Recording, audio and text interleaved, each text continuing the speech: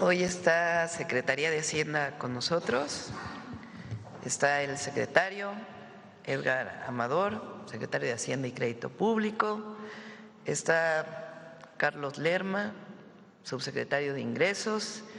Y está Antonio Martínez Danino, titular del SAT.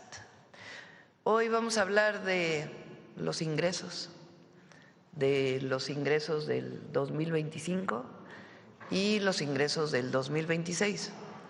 La recaudación de impuestos alcanza cifras históricas, como lo dije el domingo en el evento del Zócalo, son 500,000 millones, poco más de 500,000 millones adicionales de ingresos este año, de los cuales cerca de 200,000 vienen de aduanas, sin realmente haber aumentado impuestos ni derechos. Es prácticamente la actualización lo que hizo este año, lo que se hizo este año. Entonces nos va a presentar Edgar primero, el secretario, el tema en general, después Antonio y después Carlos nos va a presentar, el subsecretario de Ingresos, cómo estamos viendo los ingresos para el 2026, que es lo que se va a aprobar en estos días en el Congreso. Entonces, primero Edgar, adelante. Bueno, y está Noemi. Buenos días a todas, a todos, con su permiso, Presidenta. Si podemos poner la presentación del SAT, por favor. Bueno, antes que nada, yo creo que es muy importante agradecer a todas las y los contribuyentes su aportación a los recursos públicos. No perdemos nunca la oportunidad, verdaderamente, de manera muy honesta y transparente, agradecerle su colaboración, su buena voluntad para contribuir a la hacienda pública.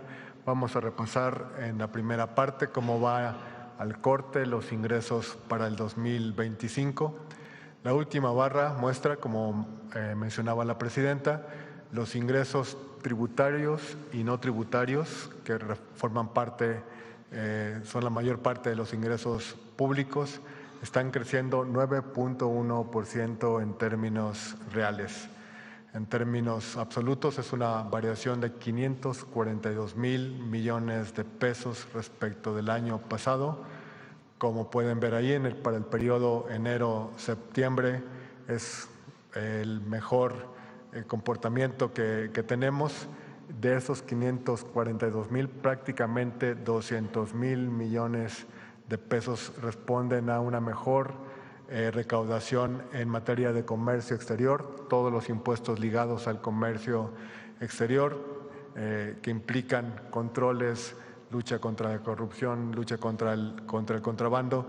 Gracias a ello, el Servicio de Administración Tributaria, la NAM, la coordinación de la Subsecretaría de Ingresos ha hecho posible que en medio de un contexto económico donde el crecimiento ha sido un poco más moderado, tengamos un crecimiento muy sólido de los ingresos públicos. La siguiente, por favor.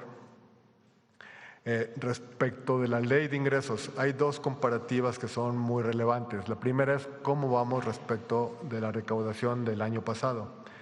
Esta es cómo vamos respecto de la ley de ingresos, respecto de las metas que nos puso el Congreso dentro de la ley de ingresos de la Federación.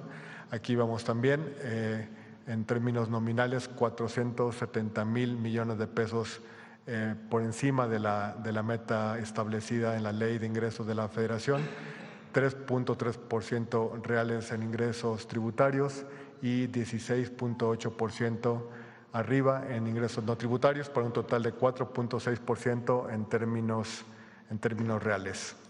En el circulito de la derecha vemos que el cumplimiento a septiembre de la meta anual, de la meta que nos fijan en la ley de ingresos de la Federación, vamos 77.8%, casi 78% de cumplimiento en lo que va de este año. La siguiente, por favor. Carlos Lerma, el subsecretario de Ingresos, va a abundar más respecto de esta respecto a estas cifras. En lo que está a discusión en este momento en el Congreso de la Unión, la meta de ingresos para el siguiente año son casi 6.5 billones de pesos, un incremento de 4.3% en términos reales para los ingresos tributarios y no tributarios. La siguiente, por favor.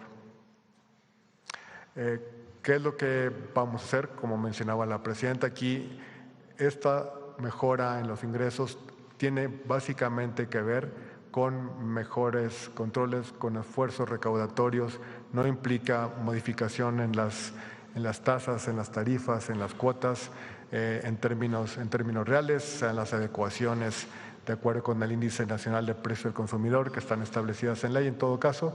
¿Qué es lo que presentamos también a la Cámara de Diputados junto con el paquete económico?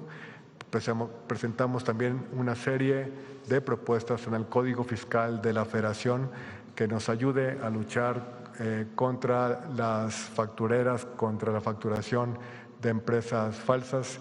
Le cedería, si me permite, Presidenta, la palabra al jefe del SAT, Antonio Martínez Dañino. Antonio, por favor.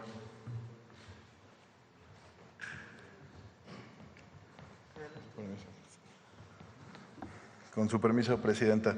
Muy buenos días a todas y a todos. Secretario, subsecretario Noemí, gracias. Los resultados que acaba de mostrar el secretario de Hacienda son resultado de una recaudación histórica gracias al liderazgo de la presidenta, la doctora Claudia Sheinbaum Pardo, al fortalecimiento de la economía y pues que a todas y a todos los contribuyentes han cumplido. Hemos hecho algunas modificaciones, tanto internas en el SAT como las que se encuentran ahorita en el Congreso. La siguiente, por favor. Seguimos trabajando en favor de la sociedad e implementando controles para evitar la evasión fiscal. Una medida de control ante la inscripción de empresas falsas fue la modificación al proceso de inscripción al Registro Federal de Contribuyentes y a la firma electrónica con la que las empresas pueden facturar. El RFC y la firma ya no se dan el mismo día como se hacía antes, con el propósito de tener un mayor control de la facturación. Ahora las empresas deben comprobar que el domicilio es realmente el que están registrando y no de un socio o accionista que puede ser testaferro y puede simular las operaciones para no pagar los impuestos. Estas medidas son para reforzar el piso parejo en el pago de las contribuciones y en el bienestar de todas y todos los mexicanos. La siguiente, por favor. Combate a factureros. Esto se encuentra ahorita en el Congreso. Hubo una reforma constitucional el año pasado, se reforma el 19 de la Constitución, en el que la venta de facturas falsas ahora es un delito que implica una afectación grave al fisco federal. ¿Qué hacemos? Pues tenemos que modificar ahora el Código Fiscal para traer el artículo 19 constitucional al Código. ¿Y cuáles son las modificaciones? Uno, el procedimiento va a ser un procedimiento corto, va a ser un procedimiento abreviado de no más de 24 días. Dos, va a haber baja de sello para facturar desde el inicio del procedimiento. Siempre se va a dar el derecho de audiencia al contribuyente. Tres, los socios, accionistas, representantes legales que vendan facturas, pues ya no van a poder inscribir otra empresa y quien las compre se van a tener que corregir, sino también se les va a bajar su sello de facturación. Siempre se va, como ya lo comenté, a respetar el procedimiento de garantía y lo que se propone ahora va a ser prisión preventiva oficiosa para todas estas personas que no son contribuyentes y que están afectando al fisco federal. Todas estas medidas pues son para el beneficio de la población y para poner piso parejo en el pago de las contribuciones. Y esperamos que estas modificaciones se puedan aprobar. Como ya lo comentamos, hoy en día están en el Congreso. Muchas gracias.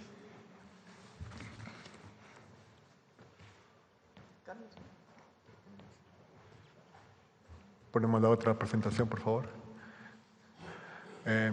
Ahora, respecto de los ingresos proyectados para el año 2026, que forman parte del paquete económico que hemos estado presentando en conferencia de prensa con los medios de comunicación y en las Cámara de Diputados y Cámara de Senadores. La siguiente, por favor. ¿Cuál es el principio? ¿No? Que no haya nuevos impuestos, no se modifica la ley de ISR, no se modifica la ley del IVA, se actualizan algunas contribuciones de acuerdo con el INPC, como está de acuerdo con la ley. Los principios rectores son el combate a la corrupción y los privilegios, el combate a la evasión y contrabando, como mencionaba, con las herramientas que mencionaba el jefe del SAT. Estamos previendo un crecimiento en los ingresos totales de 7.5 billones de pesos a casi 8 billones de pesos, 7.925.000.000.000, un crecimiento de 5.8%. Con un crecimiento de 7.8% en los ingresos tributarios. Le cedería la palabra, si me permite, Presidenta, al subsecretario de Ingresos para que dé más detalles. Carlos. Gracias. Con su permiso, Presidenta. Muy buenos días a todas y a todos. Como comenta el secretario, pues esta iniciativa que se presentó el pasado 8 de septiembre a las dos cámaras es un paquete elaborado bajo el principio del humanismo mexicano, que es parte fundamental de la Cuarta Transformación, y obviamente sigue los lineamientos de la Presidenta de la República, como ya lo señaló el secretario, de no crear nuevos impuestos y un combate frontal a la corrupción y al contrabando.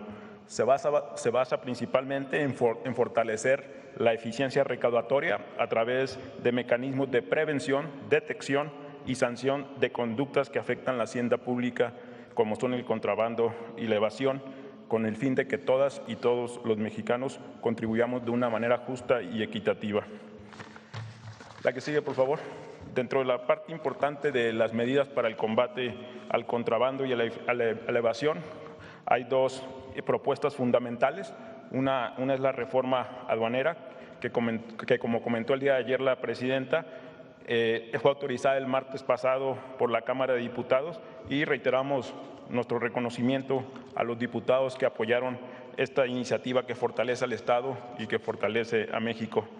Esta reforma también será discutida la próxima semana en el Senado, y estamos convencidos de que con las acciones que se están proponiendo, más las que se están implementando, reforzarán el marco jurídico y podremos continuar cerrando los espacios a la ilegalidad y continuar con resultados favorables como los que se han obtenido hasta la fecha en la recaudación aduanera. A septiembre de este año, los ingresos en las aduanas van 200,000 millones de pesos arriba de lo que íbamos en septiembre del 2024, lo que significa un 18.3% adicional al año pasado.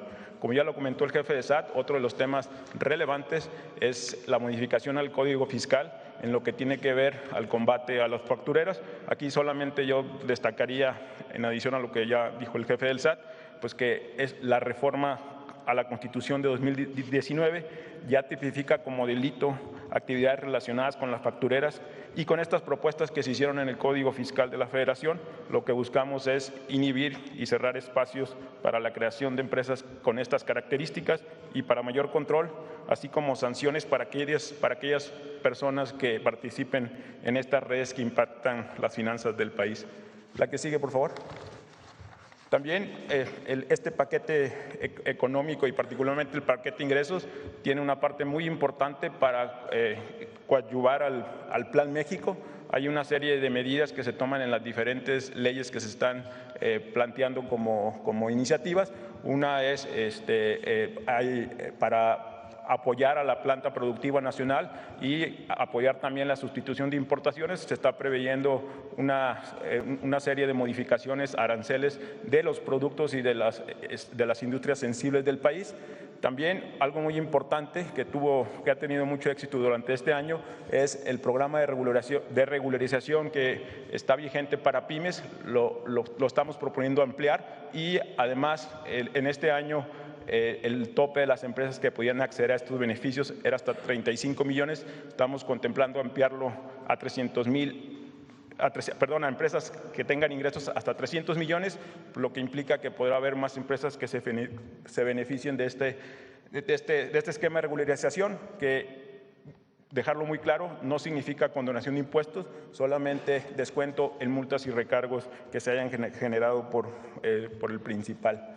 Otro tema bien importante que estamos también incluyendo es un esquema de repatriación de capitales, precisamente que apoyen a las inversiones que se están contemplando en el Plan México. Otro de los temas también relevantes, se están otorgando facilidades para la Copa Mundial de 2026, un evento que sin lugar a dudas traerá beneficios muy claros y contundentes para México. De acuerdo a los números de la Secretaría de Turismo, estamos esperando en este caso 5.5 millones de turistas adicionales al crecimiento que ya teníamos, lo que significa un impacto de entre 1.800 y 3.000 millones de dólares adicionales en divisas por turismo. Y obviamente una generación de empleos. Asimismo, estamos acompañando el Plan México con una serie de incentivos que ya están vigentes desde este año, pero que obviamente continuarán en el 2026, que tienen que ver con promover las inversiones en maquinaria y equipo de las empresas que se relocalicen en México o las empresas nacionales que quieran expandir sus operaciones. Asimismo, fomentar los programas de capacitación, donde estaremos otorgando un incentivo de deducción adicional a la que permite actualmente la ley para estos rubros, y también impulsando la innovación a través de una deducción adicional también para la inversión en patentes. Y muy importante resaltar que estos beneficios también son extensivos a los polos de desarrollo del bienestar que se están incorporando durante este año. Hoy en día ya tenemos 14 polos autorizados en diferentes estados, y la intención, como lo ha dicho la presidenta, es que a fin de año cada uno de los estados tenga al menos un polo. La que sigue, por favor. También dentro de los esquemas del financiamiento al Plan México y todo lo que tiene que ver con el sector bancario, creo que algo muy relevante que contempla esta iniciativa es que ya estamos eliminando la deducibilidad de las aportaciones del FOBAPROA, y esto es muy relevante porque con esto evitaremos que los bancos sigan trasladando el rescate bancario a todas y todos los mexicanos. Además, también es un ejercicio de homologación porque otros países que tienen instituciones similares al IPAP hacen algo exactamente similar, como es en el caso de Estados Unidos. Otro de los temas, estamos también actualizando las cuotas de inspección y vigilancia del sector financiero, que no se habían actualizado desde el 2011, y esto es con el objeto de fortalecer al regulador y tener un sistema financiero en beneficio de los ahorradores mucho más sólidos. También estamos modificando unos reglamentos en la ley del IVA que nos permitan atraer más inversión extranjera en fondos. Particularmente estamos modificando los esquemas de retención en operación de préstamos de valores para darle mayor profundidad al mercado de deuda y que permita financiar proyectos productivos en el país, y además de fomentar la inversión de extranjera directa, actualizando algunos de los requisitos que tienen los fondos extranjeros para invertir en México. La que sigue, por favor. Y ya por último, comentarles que este paquete económico, como lo señalaba al principio, está fundado en los principios del humanismo mexicano y también pues, en supuestos muy sólidos. Primero está el cierre y la continuidad del ejercicio 2026, está sustentado en una economía fuerte y estable. Estamos estimando en las variables macroeconómicas que también se pusieron a disposición del legislativo, un crecimiento entre 1.8 y 2.8. Estamos contemplando un peso competitivo y una inflación en el rango de la meta de Banjico. También estamos estimando un comercio exterior robusto que continúe con la dinámica, y además prevemos mucho menos incertidumbre que lo que ha pasado en este año derivado de los diferentes cambios en las políticas comerciales de otros países. Y por supuesto, también las premisas que estamos proyectando están basados en un consumo interno fuerte, básicamente por el incremento que se ha dado en el salario mínimo de más de 130% y que la presidenta continuará con esta política. Estos ingresos que llegan a los mexicanos y a las mexicanas en términos reales permite un mayor consumo y permite un mayor dinamismo de la economía, así como mantener un empleo en mínimos históricos por debajo del 3%. Con esto, la meta estimada es llegar a 8.7 billones, cifra que será una cifra histórica y que representa solamente el incremento en términos reales de más de 500,000 millones de pesos, 1.5% del PIB, y por primera vez superaremos en términos de ingresos tributarios la relación de 15.1% de ingresos tributarios versus PIB. Algo muy importante es que este paquete económico está basado, como ya lo señalaba, en los principios del humanismo mexicano, garantiza un balance entre la responsabilidad fiscal y la suficiencia recaudatoria, proporcionando un marco de certidumbre para los contribuyentes y para el país, y muy importante, permite recaudar los recursos necesarios para financiar los programas del bienestar, la inversión en infraestructuras, trenes, carreteras y todos los proyectos a los que se ha comprometido la presidenta. Asimismo, seguir otorgando todos los servicios públicos significa más escuelas, más maestros, más hospitales, más doctores, más enfermeras, más seguridad, etcétera, etcétera. Todo esto cerrando las brechas que se crearon en los gobiernos neoliberales con un enfoque que se basa en el principio de la cuarta transformación. Por el bien de todos, primero los pobres. ¿Es cuánto, presidente? Bueno, pues esta es la información. A ver, pon la primera. Este es enero-septiembre de todos los años, ¿verdad? En enero-septiembre del 2019, la recaudación llegaba a los 3 billones. 1 billón en México, como lo contamos, es 1.000.000 de millones, o sea, 12 ceros. Son casi 3 billones.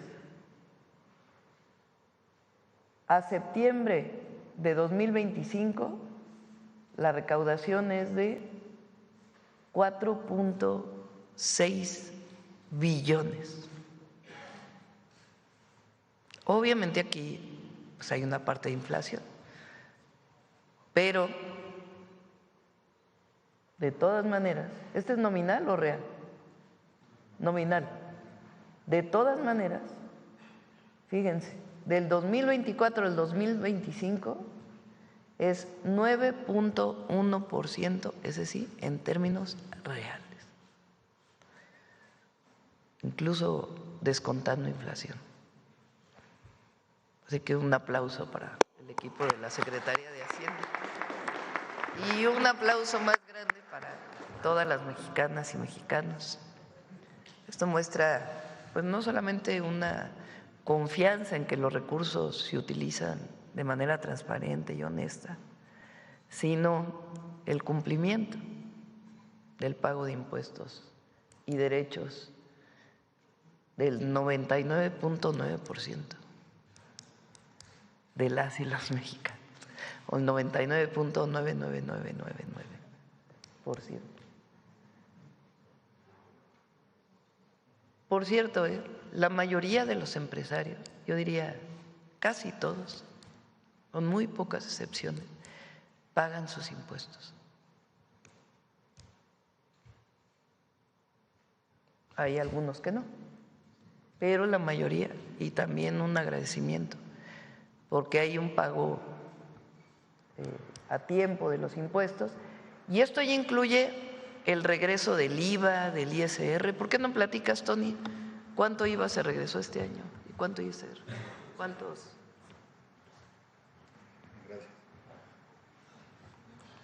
De enero a septiembre se han devuelto de IVA, de impuesto al valor agregado para pequeñas, medianas, grandes empresas, aproximadamente 630,000 millones de pesos. Es un monto superior 2% al año pasado. Y de la declaración de las personas físicas se devolvió de impuestos sobre la renta, 40,000 millones de pesos. Y los contribuyentes han cumplido. Hubo también un aumento muy grande, como del 10% en las declaraciones de personas físicas. Digo, para aquel que diga, dejen la gráfica, para aquel que diga que no se devolvió el IVA o no se devolvió el ISR, en tiempo y forma se devolvió de acuerdo con la ley lo que establece que debe regresarse en IVA y en ISR.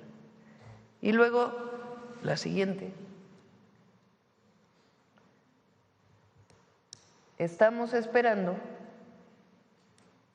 que el total de contribuciones al 2025, a diciembre, ¿no?, sea de casi 6 billones.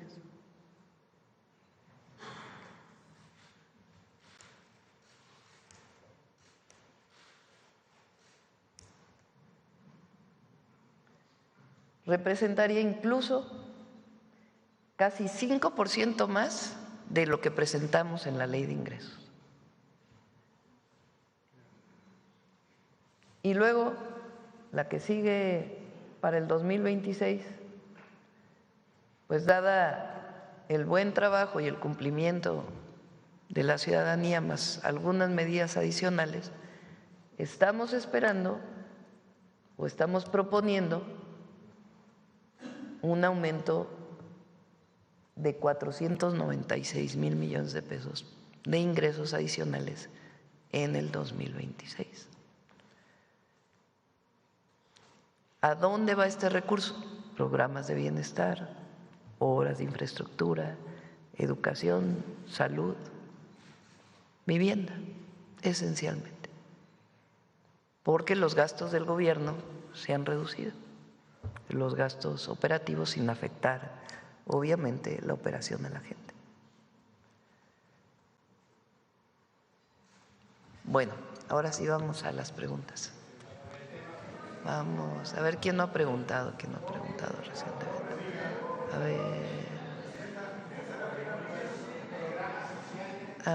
A ver al compañero ahí de Uno TV que no había preguntado, y luego acá, este de acá. Ustedes preguntaron ayer, antier, antes de ayer. Bueno, por acá. Adelante. Buenos días, Presidenta. Julio Sánchez de Uno TV. Muchas gracias por esta palabra. Aprovechando que está el jefe del SAT, quisiera preguntarle si pudiera aclararnos pues esto que se generó por la polémica de la estimación por el daño al denominado huachicol fiscal. La procuradora fiscal hace unos días dijo en Cámara de Diputados o estimó una cifra de 600,000 millones de pesos. Si pudiera darnos alguna cifra, ¿qué es lo que están estimando ustedes en este sentido, por favor, Presidenta? Tenemos un grupo de trabajo donde está Secretaría de Energía, Secretaría de Hacienda, Pemex, aduanas, ASEA, Profeco, Seguridad, la Fiscalía también participa a veces, para poder consolidar, y la Agencia de Transformación Digital, para poder tener una sola base de datos que nos permita saber día con día cuántos combustibles se importan y que sea compatible. Digamos, Pemex tiene su base de datos, Energía tiene la suya, la obligatoriedad de la información de los importadores es cada determinado tiempo, no es diario. El SAT tiene la suya de acuerdo a lo que se recauda por el IEPS de combustibles. Entonces tenemos un grupo de trabajo en donde estamos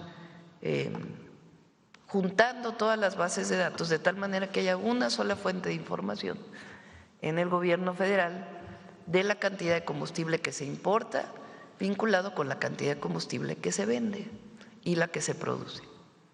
¿Quién produce en México combustibles? Solo Pemex, por ley. Solo produce, el único que tiene refinerías en México es Pemex. tiene hoy 7 refinerías en el país, más Deer Park en Texas. Entonces, el único que produce gasolinas, diésel, algo de combustóleo, coque, turbocina para los aviones, es Pemex. Entonces, ellos tienen pues los datos de producción. ¿Quién importa combustibles? Pemex importa todavía una parte y otra parte la importan privados. Eso se permitió a partir del 2015, con el cambio de la ley del 2013, pero el 2015 se permitió la importación por privados de combustibles. ¿Quién tiene la información de importación de combustibles? Pues la de Pemex la tiene Pemex, pero también la tiene Aduanas. Y también la debe tener el SAT, porque deben pagar el IEPS, los combustibles que entran al país. De igual manera, la tiene Secretaría de Energía. ¿Quién tiene la información de los privados que ingresan combustible? Aduanas, SAT, Energía, Secretaría de Energía. Las bases de datos pues son distintas, unas son en pesos, otras son en volumen. Lo que no había es esta trazabilidad de la que yo les he hablado. ¿Qué quiere decir trazabilidad?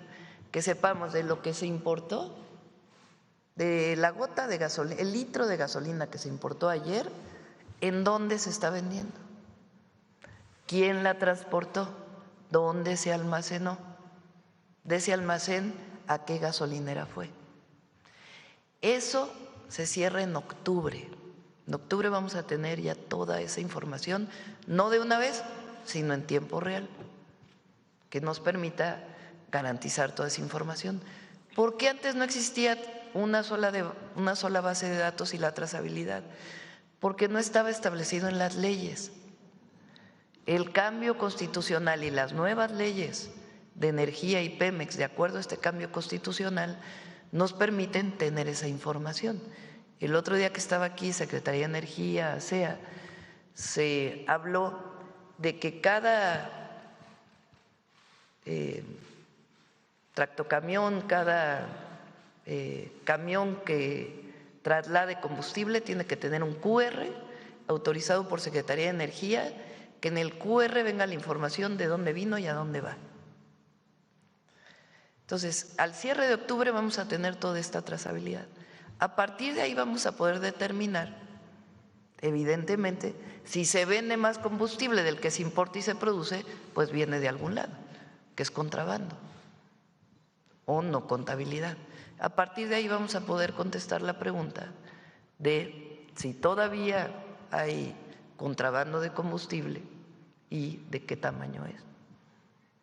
Presidenta, pero entonces la Procuradora Fiscal se aventuró en dar esta cifra, en esta estimación, o supongo sí, que participa lo que ella comenta es que en su declaración se refiere a una declaración que había dado un diputado, pero lo cierto es que más allá de los propios cálculos de la Procuradora Fiscal, hasta no tener completa esta base de datos, no podemos saber si hay venta de combustible que no está contabilizada en todos los ingresos.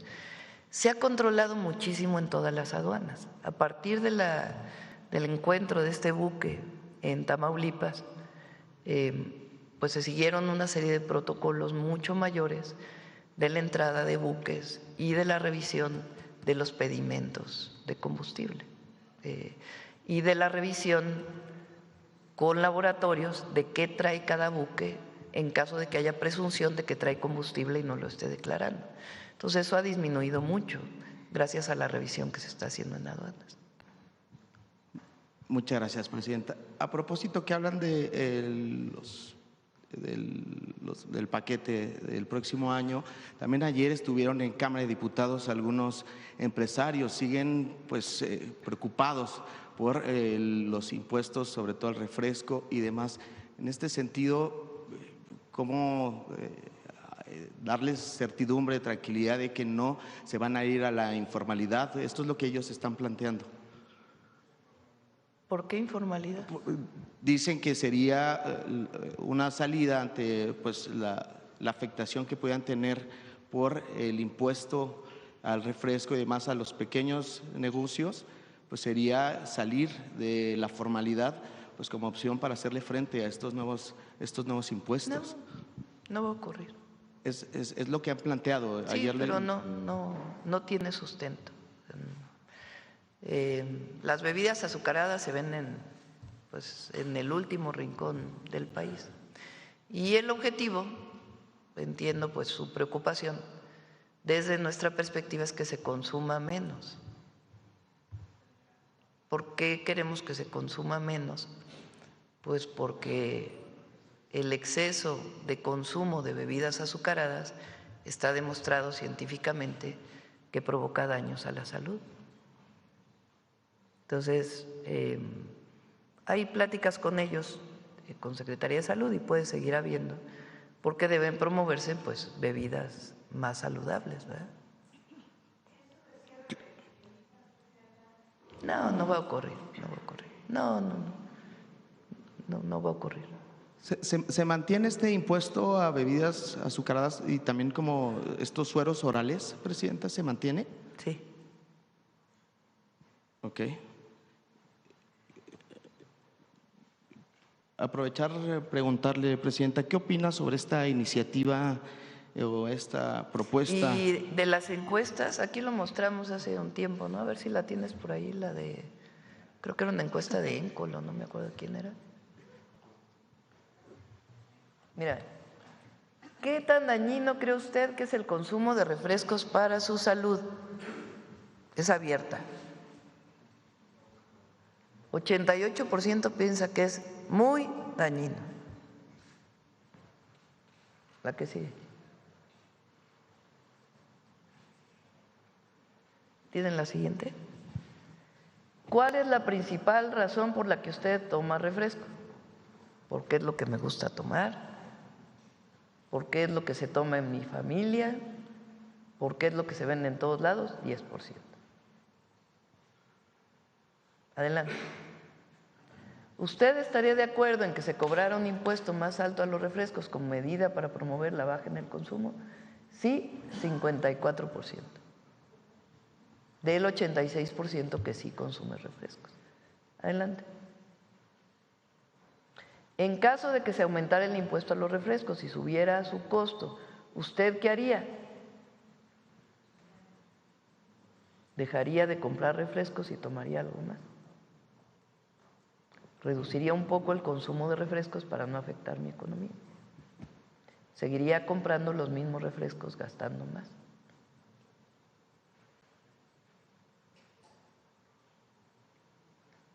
Una lata, ¿cuánto más puede costar, Carlos?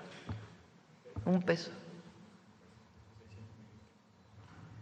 Entonces, si se toma una diaria, por decir algo, entonces son 30 pesos al mes. Si ya no se toma esa diaria, pues entonces en vez de tomar una diaria, se tomaría 4 veces a la semana. Tampoco es tanto, ¿verdad? Y lo que si se llega a recaudar, se va directo a la atención a diabetes y hipertensión.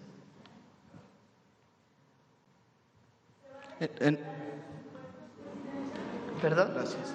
En otros temas, sí. Presidenta, quisiera preguntarle sobre qué opina usted sobre esta iniciativa de ley antimemes que está proponiendo un legislador de Morena. ¿Cuál es su opinión al respecto? ¿De cuál, perdón? Ley antimemes.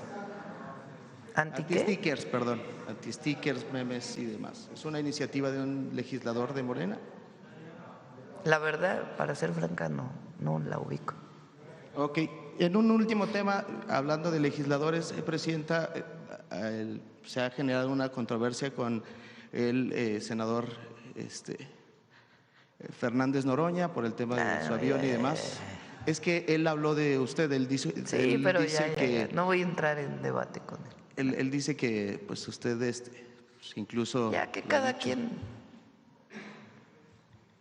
es libre de opinar y que a cada quien nos evalúe la gente. No voy a entrar en debate. Gracias, presidenta. Sí, Buenos días gracias. a todos. A ver. ¿Quién más está por ahí? El compañero de allá atrás, sí. Para que no digan que solo los de adelante. Gracias, presidenta. Carlos Padilla, de la revista Zócalo.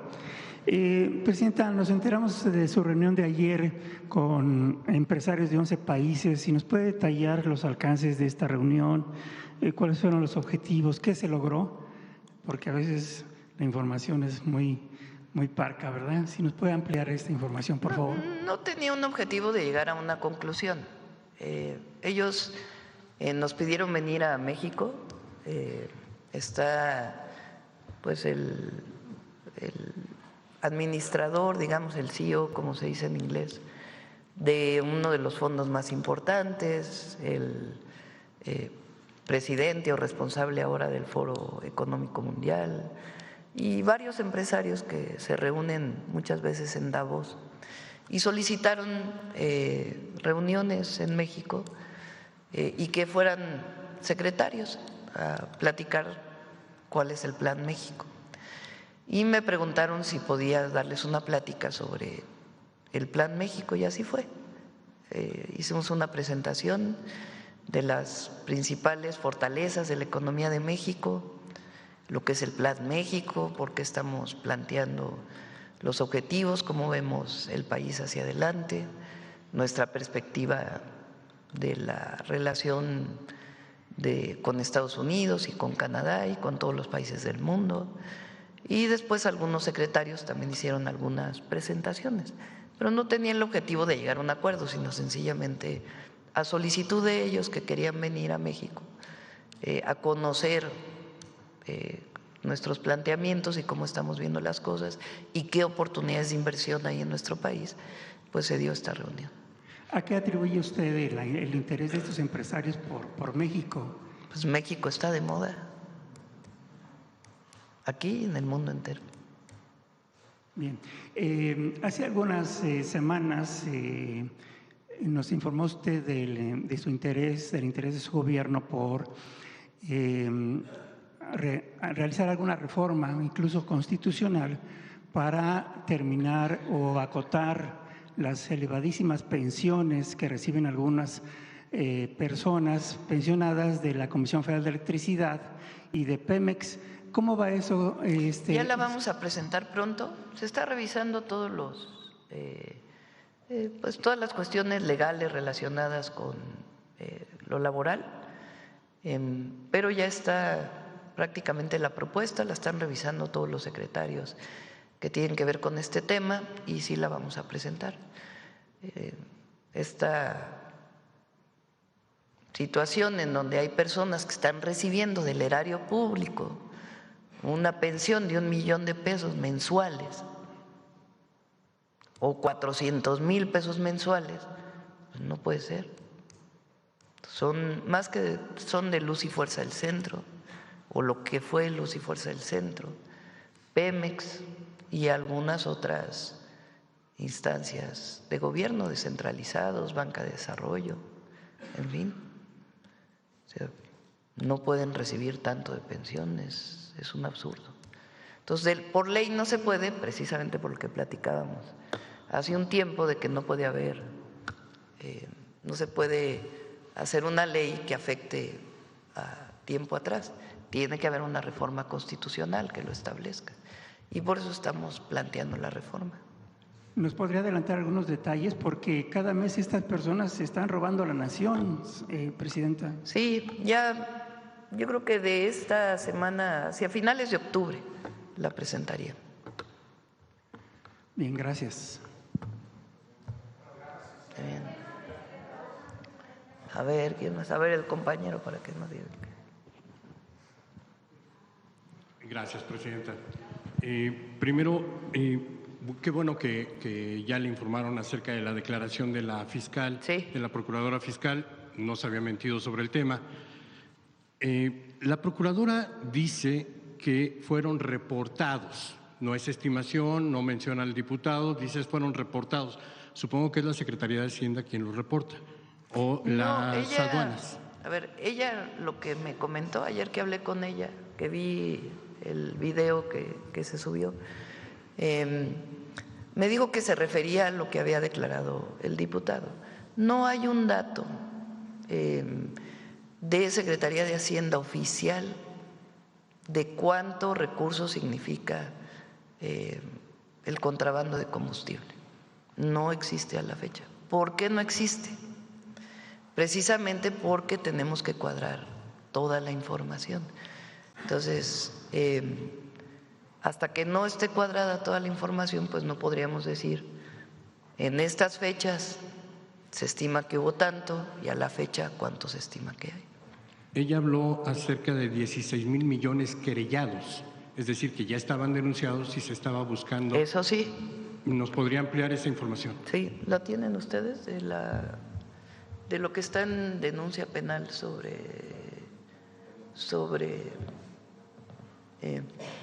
contrabando de combustible?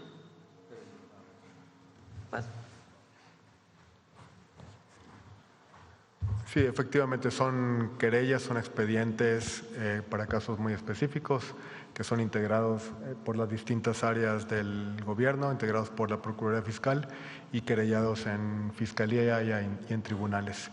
Ese es el monto total de los expedientes. Perdón, señor secretario, ¿esos 16,000 millones corresponden únicamente al buque localizado en Altamira? No. ¿A cuántos y desde cuándo se presentaron esas querellas? Es decir, ¿cuándo ocurrió el contrabando de combustible? Es el saldo histórico de los varios casos querellados y que obran dentro de registros. Sí, solamente que me dijera desde qué año se iniciaron estas averiguaciones o cuándo inició. Preparamos la tarjeta y te la enviamos. Presidenta, está en la Cámara de Diputados la discusión en torno a la ley de amparo. Esta ley de amparo que, bueno, fue controvertida o muy discutida por un artículo transitorio que introdujeron de último minuto los senadores. No estaba en su propuesta original, pero parece ser que es el actuar del senador Adán Augusto, que actúa en contra de los presidentes. Lo hizo en contra del presidente López Obrador con la reforma a la ley electoral, cuando metió la cláusula de vida eterna, lo hizo cuando la reforma para que la Suprema Corte de Justicia ampliara el periodo legislativo del presidente en ese momento, lo hizo en la ley de justicia, la reforma judicial, cuando le propuso que fuera Morena quien determinara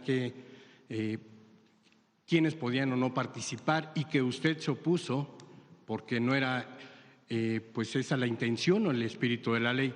Parece ser que el senador Adán Augusto está actuando de manera independiente, pero pues a veces en contra de la cuarta transformación, el presidente López Obrador y usted.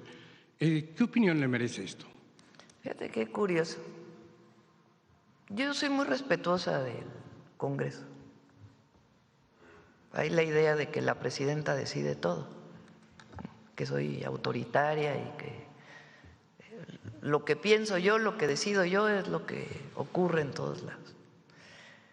Y en este caso es una muestra, no de que el senador Adán Augusto esté en contra de la presidenta, ni mucho menos, sino de una decisión que toman en el Senado que desde su perspectiva fortalecía la ley. Cuando se publica decimos, bueno, no quedó muy bien la redacción, hay que fortalecer o quitarlo o una nueva redacción que garantice pues que no hay retroactividad ahí donde no puede haber retroactividad y que la ley no pueda tener problemas a la hora de aplicarse y que sea sujeta a subjetividades de los jueces. Tiene que quedar muy claro en la ley. Entonces así fue. El Senado en las comisiones toma una decisión de que se incluya un transitorio. A la hora de que se aprueba, cuando yo veo el transitorio digo, bueno, no está claro. ¿Qué demuestra eso? ¿Que están en contra de la presidenta? No, que tienen autonomía. Ahora, yo públicamente lo digo porque no es que les hable, ¡ay, por qué hicieron esto! Públicamente digo, oigan, se me hace que ese transitorio no es claro. Les hacemos una propuesta desde aquí, públicamente, para que quede más claro, para que lo retome la Cámara de Diputados, si así lo considera. Y vamos a ver, pues, cómo lo considera la Cámara de Diputados. Pero son decisiones que se toman en el Senado. Están en comunicación, sí, con el Gobierno de México, pero tienen autonomía los senadores para proponer, pues, fortalecer o no una ley, y a veces están totalmente de acuerdo. Y ellos consideraron que ese transitorio era muy relevante. Y de acuerdo con lo que me han comentado los abogados, es relevante en el sentido de que, de acuerdo con decisiones que ha tomado la Corte, hay partes de la ley que siguen los nuevos procedimientos, o hay partes de los juicios que van a seguir los nuevos procedimientos y otros que tienen que quedarse con los procedimientos anteriores. Y eso debe quedar claro en la ley. La pregunta, Presidenta, no es si usted los gobierna o los manda. Entiendo la división de poderes en el Estado mexicano, pero entiendo también que la Presidencia de la República, al menos en esta última fase de la historia moderna, es la conducción del país, la conducción hacia un proyecto que ustedes impulsan. Ese proyecto ha sido criticado severamente por medidas que se consideran autoritarias. Esas medidas autoritarias ni siquiera vienen dictadas en esta iniciativa. A ver, ¿cuáles medidas autoritarias? Por ejemplo, esta medida de hacer retroactiva la ley para tratar de sancionar a ciertos empresarios. Esto no es el espíritu de lo que ustedes dicen representar. Pero si tú hablas con los senadores y la propuesta que hizo aquí el ministro Saldívar, el sentido que tenía este transitorio, dicho por los propios senadores, es que hay una parte, de acuerdo con jurisprudencias de la propia Corte y la Corte, digamos, los ministros de la Corte de antes, que establecen que en ciertos procedimientos ya se siguen las nuevas leyes, la nueva ley, y en otros deben seguir las anteriores. Entonces era el objetivo del transitorio, no castigar a un empresario o ser autoritario. Lo que pasa es que la redacción, desde nuestro punto de vista, no es clara y debe quedar completamente claro para que no haya subjetividades. Pero no tiene que ver con el autoritarismo de un senador u otro, sino con una consideración jurídica que debía quedar en la ley. Al no quedar claro, pues es mejor que se redacte nuevamente. Ajá. Esto también porque, de acuerdo con los criterios de la antigua Suprema Corte de Justicia de la Nación, estarían o tendrían prioridad los derechos humanos, los derechos de las personas. Eso es un criterio que se adoptó desde 2011 hasta ahora, pero con esta medida pues se estaba violentando. Usted ha hecho correctamente la definición, no corresponde a lo que tiene que ser.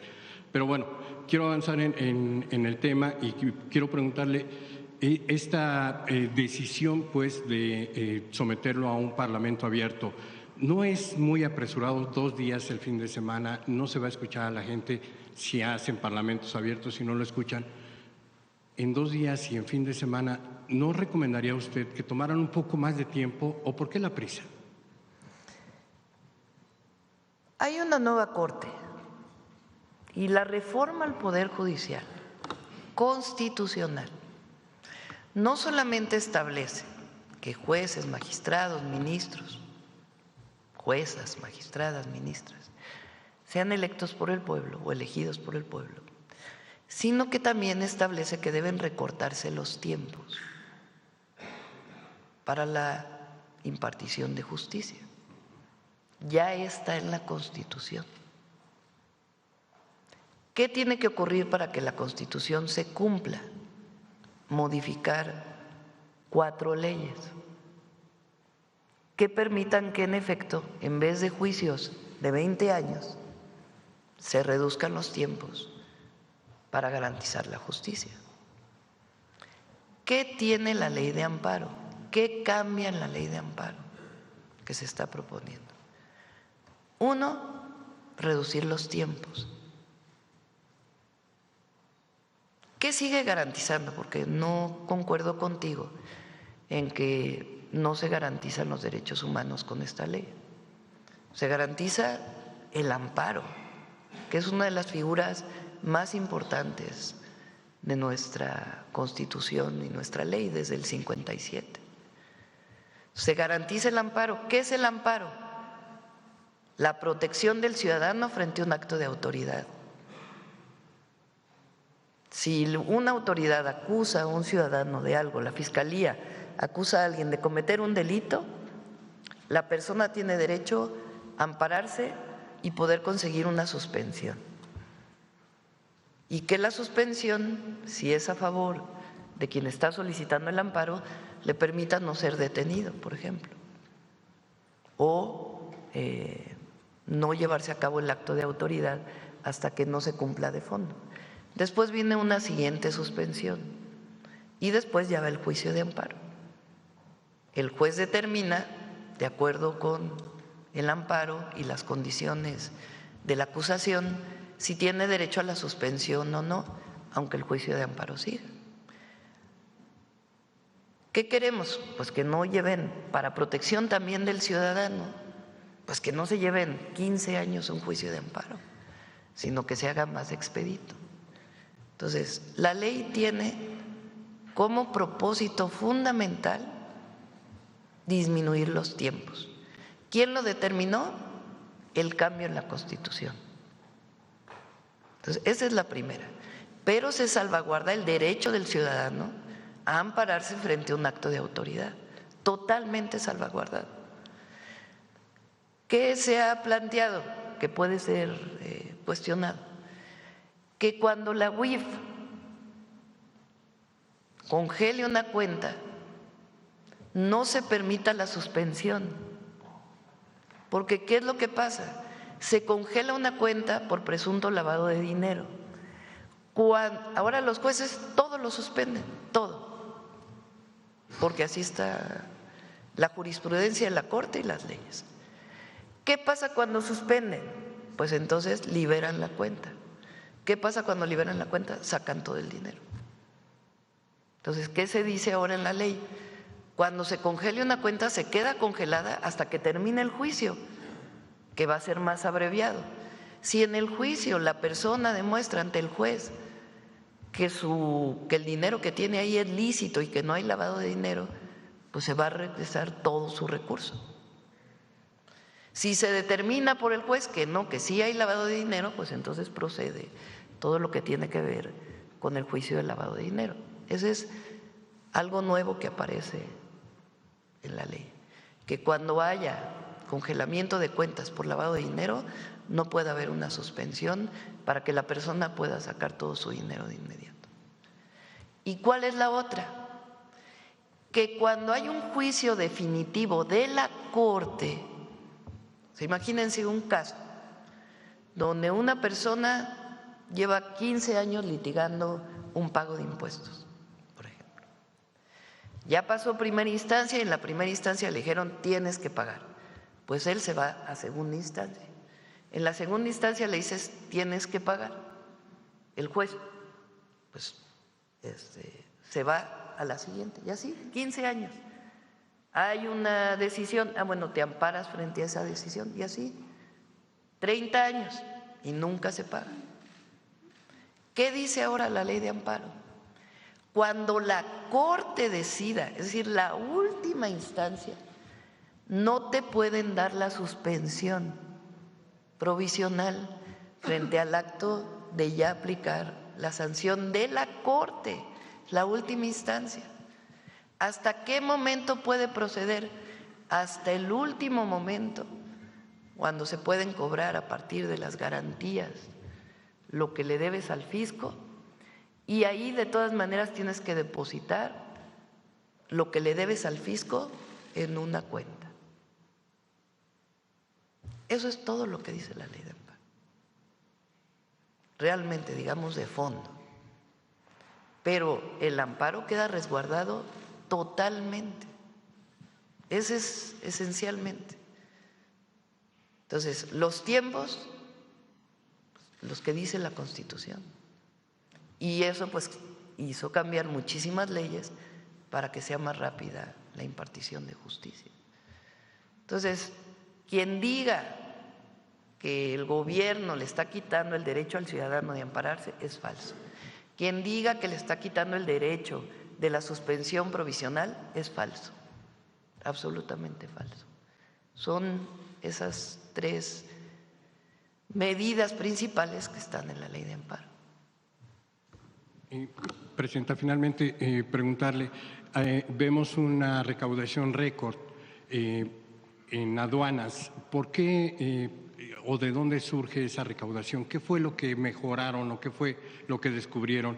Y sobre todo, bueno, pues ahora si logran esta recaudación a través del combustible que se trafica ilegalmente por aduanas, pues ¿cuánto es lo que calculan van a alcanzar en este año o el próximo? Bueno, se establecieron más controles en las aduanas, tanto de Hacienda como de la propia Agencia de Transformación Digital, que hoy permite que toda la tecnología que está en aduanas opere mejor. Casos, por ejemplo, como los famosos semáforos que conocemos, de que si pasas aduana y está en verde pasas, y está en rojo, se aumentó el porcentaje de revisiones. Antes creo que era 8% y ahora es 15% o algo así. Eso pues ayuda en el caso de que haya una ilegalidad, pues se pueda atender.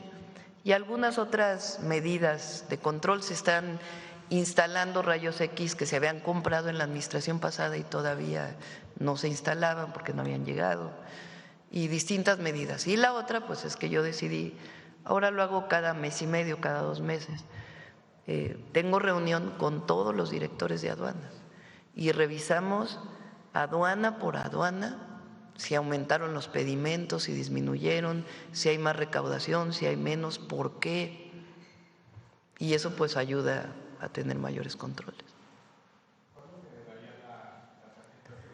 ¿La tarjeta de hoy mismo? Hoy o mañana más tardar. Sí. Sobre el tema, a ver, la compañera, y luego tú casi no has preguntado. Buenos días, presidenta. Yaret Arcinega, de Revista Fortuna. Si nos permite una pregunta para el secretario.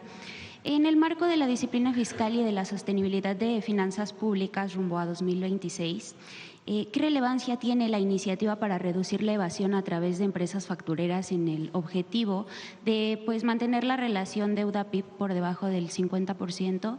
Y también preguntarle si están considerando medidas adicionales de este tipo para seguir combatiendo la evasión fiscal y fortalecer la recaudación.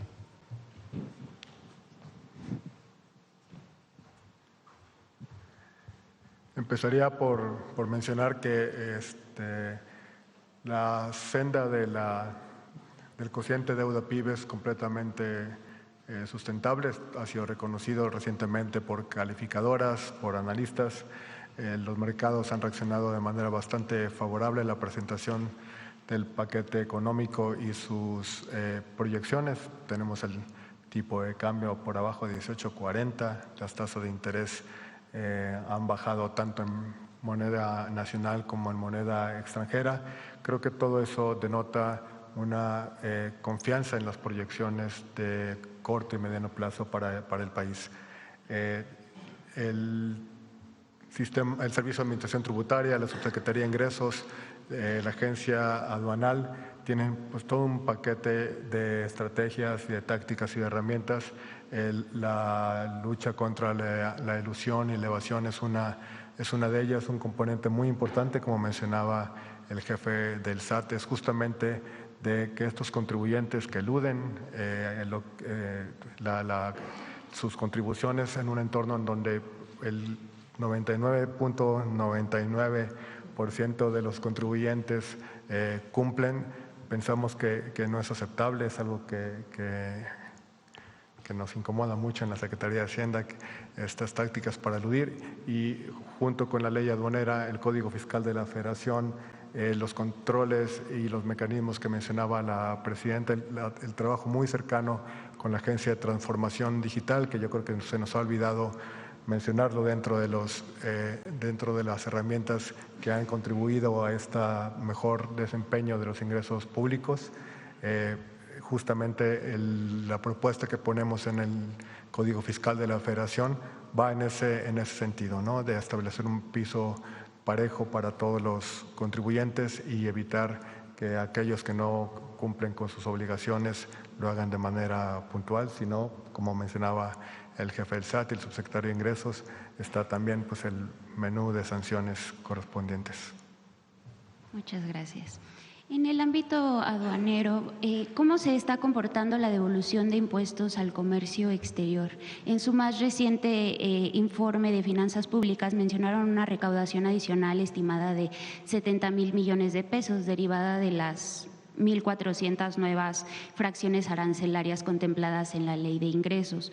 ¿Podrían detallar cómo ha evolucionado la devolución de impuestos y qué efectos está teniendo pues, la nueva clasificación de arancelaria sobre las exportaciones y las importaciones? Bueno, ahí son dos cosas, ¿no? El tema arancelario es para el 2026. Ahora se hicieron algunas acciones como a la entrada de las minimis, les llaman, que son estos pedidos que se hacen de ropa principalmente. Ahí hubo un pequeño aumento, sobre todo por la evasión que había del pago de IVA principalmente. ¿Quién no paga IVA? Eso es importante. ¿Quién no paga IVA? Bueno, aparte de medicinas, alimentos, etcétera. En la importación y exportación, ¿quién no paga? El producto que llega a México, temporalmente, se le incorpora valor agregado en México y se exporta. Por ejemplo, electrónicos que vienen de Asia, de distintos países de Asia, entran a México, aquí hay maquilas que le incorporan un valor adicional y todo lo que entró se exporta. Entonces ahí no se cobra IVA. A esas industrias les llaman IMEX. ¿Qué es lo que estaba pasando? Que mucho de lo que entraba, que decía que iba para exportación, no se exportaba. Sobre todo el producto terminado, unos zapatos. Si importas unos zapatos de Asia y vienen completos, no necesitas ponerle ni las agujetas, pues ni modo que se exporten completos, ¿verdad? Porque si no nada más estaría triangulando la mercancía. Entonces, se quitó esa facilidad de la importación temporal a muchos de los productos terminados, como los zapatos, por ejemplo, o una parte de lo textil. A otras, por ejemplo, que viene tela de otros lados y se incorpora a los vehículos que van a exportación, pues ese sí puede tener. Ahora nosotros queremos que esa tela se fabrique en México, una buena parte. Entonces están haciendo algunas adecuaciones a las importaciones. Pero los 70,000 millones de pesos estaban calculados para estos aranceles que estamos sugiriendo se pongan para todos los países con los que no tenemos tratado comercial. Dado que, en particular, China, pero no solo, planteó que no está de acuerdo y que sería bueno tener una mesa de trabajo, estamos teniendo esas mesas con distintos países para ver si adecuamos esto que presentamos al Congreso para su aprobación durante este año. Del ingreso adicional por cierre de importación temporal, habíamos calculado que eran como 10,000 millones, ¿verdad? ¿Sí, Tony, más o menos? ¿O cuánto era? En aduanas, pero del cierre de los permisos temporales y del IVA adicional que se puso a las minimis, eran como 10,000, 20,000 millones, 20,000 millones. De los 500,000 millones, 20,000 millones vienen por ahí. Muchas gracias, Presidenta. Presidenta, en Estados Unidos se enfrentan ya varios días de suspensión de actividades no esenciales por falta de acuerdo sobre su presupuesto. Un escenario similar ocurrió en 2019 bajo la administración también del presidente Donald Trump. A diferencia de eso, México presenta un presupuesto con déficit bajo control y un gasto social cercano al 3% del PIB, que busca garantizar pues, la prestación oportuna de servicios públicos. ¿Qué mensaje envía esto a los mercados y a los socios comerciales, especialmente frente a las críticas de que la inversión pública es insuficiente para detonar crecimiento y que la inversión privada se mantiene por debajo del 20% del PIB? Bueno, México, ¿por qué no platicas? Estimamos el cierre de la deuda respecto al PIB, etcétera, el déficit. Como se presentó en el paquete económico, se presenta el paquete económico al Congreso para el siguiente año, pero también se presenta una actualización de las proyecciones de cierre del 2025. Como mencionamos aquí en algunas ocasiones anteriores en la conferencia, debido al esfuerzo que estamos haciendo para apoyar a Petróleos Mexicanos, que creo que ha rendido frutos adecuados, hemos tenido Fitch, eso nos faltó también, digamos, comunicarlo. Fitch ya tiene a Petróleos Mexicanos un escalón abajo de grado de inversión. Eso es gracias a la estrategia de la presidenta de apoyar las finanzas de la empresa. Ese esfuerzo, junto con la modulación, digamos, de la trayectoria de gasto ante los eventos de la economía en Estados Unidos, hizo que lleváramos la proyección original de 4% a 4.3% del Producto Interno Bruto. Eso nos va a dar una relación deuda-PIB de 52.3 al cierre del trimestre, lo cual se compara muy favorablemente. A ver, los datos del FMI, en promedio, la relación deuda-PIB está arriba de 80% del Producto Interno Bruto. Entonces, tenemos una proyección muy cómoda, digamos, respecto del promedio de los países de desarrollo similar, y eso creo que se refleja en un buen comportamiento de los indicadores macrofinancieros, tipo de cambio, tasas de interés. Vale la pena recordar las tasas tanto de Petróleos Mexicanos como de Comisión Federal de Electricidad, como de la Banca de Desarrollo y del país, del gobierno federal, se han movido hacia abajo de manera muy importante en los últimos 3 meses.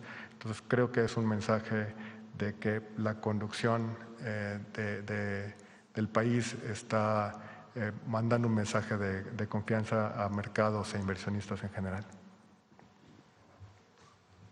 Muchas gracias. En esa misma línea, ¿qué resultados se esperan del presupuesto de egresos de 2026 en términos de rentabilidad presupuestaria y de eficiencia económica de los recursos destinados a infraestructura y programas sociales? El año que entra,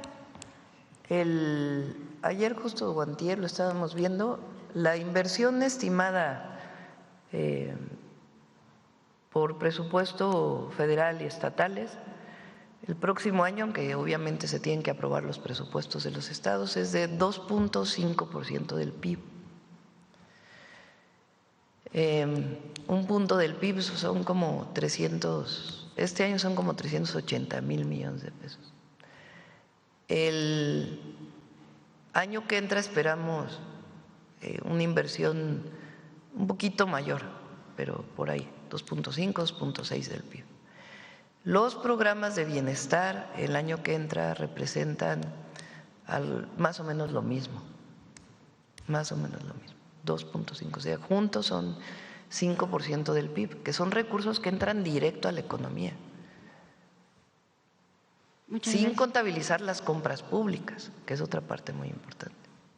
Muchas gracias, Presidenta. Aprovechando la presencia del jefe del SAT, preguntarle qué acciones se contemplan para hacer efectivos los cobros a contribuyentes con sentencias firmes que no han pagado sus impuestos. El SAT puede proceder al embargo de cuentas en estos casos?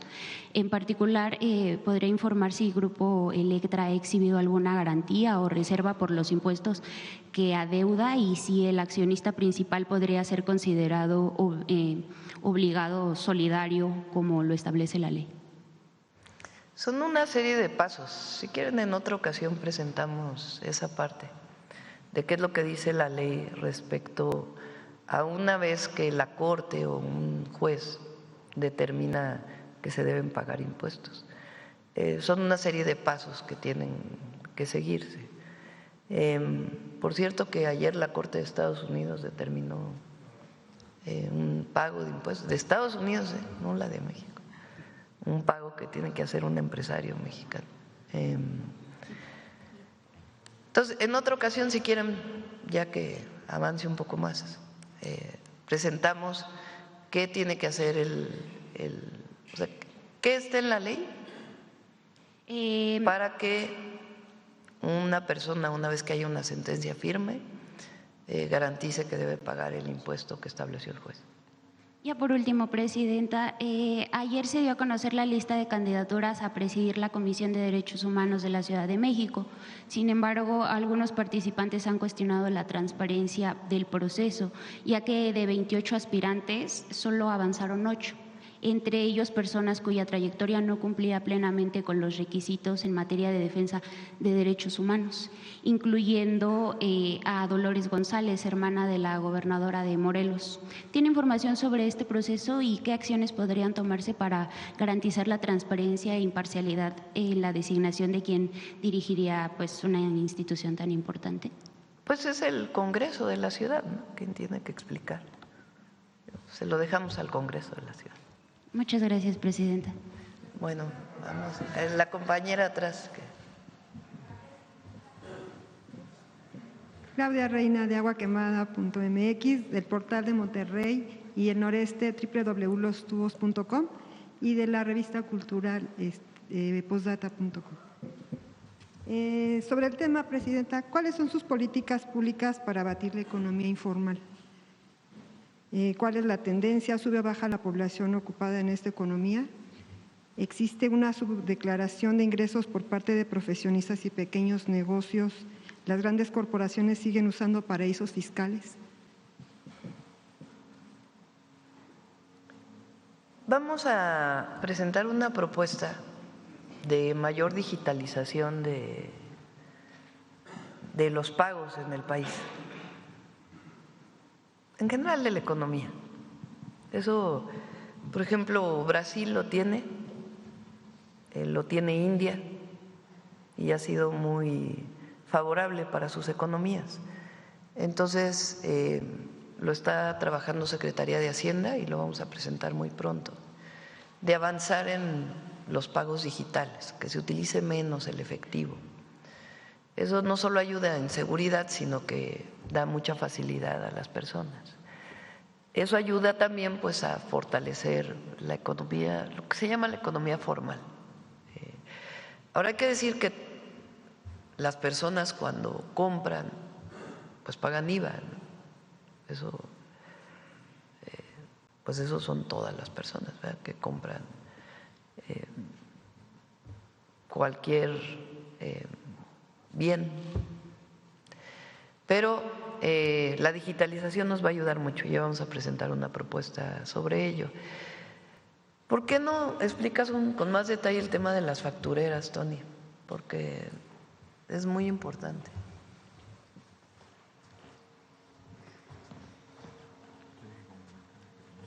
¿Cómo? Sí. Del tema que comenta de pequeñas y medianas empresas, existe el RECICO, que es el régimen simplificado de confianza. Hemos tenido una muy buena aceptación en ese régimen fiscal, porque la tasa es directa al ingreso, son ingresos hasta 3.5 millones de pesos y la tasa hasta el 2%.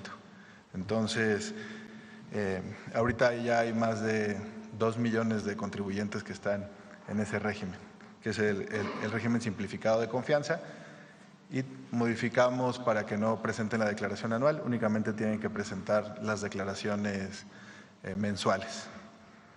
Del tema de las factureras,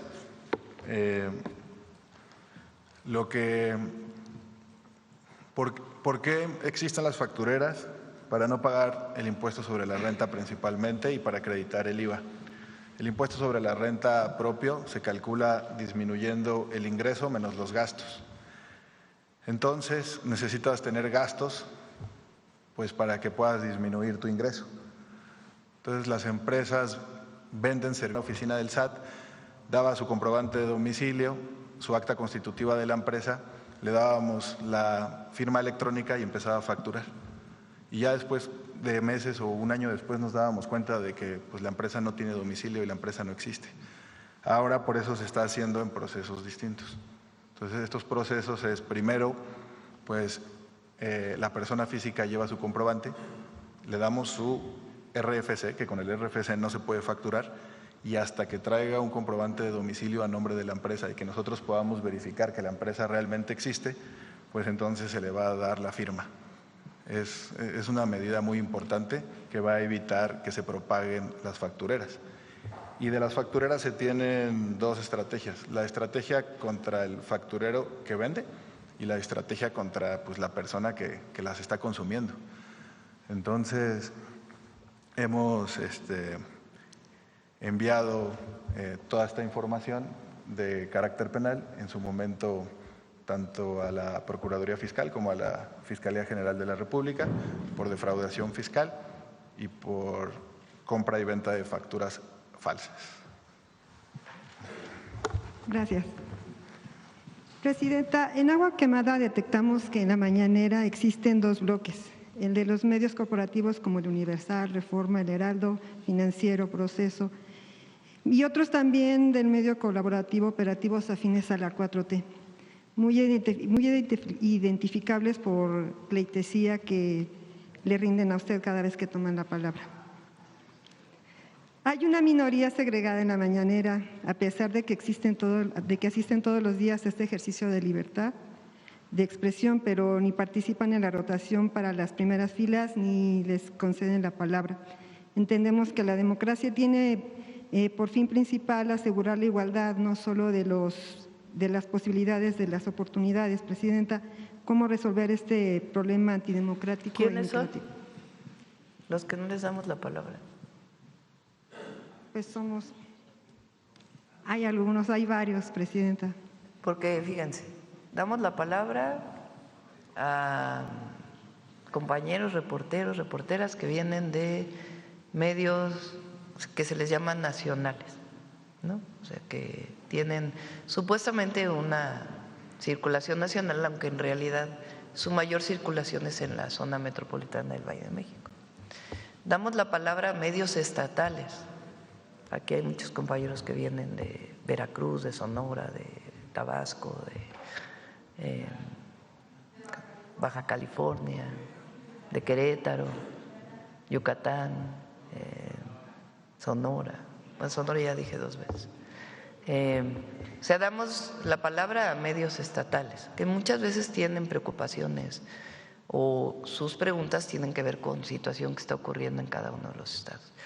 Y damos la palabra a compañeros de medios alternativos, que en general transmiten sus noticias y sus opiniones a través de las redes sociales, o sea, los tres.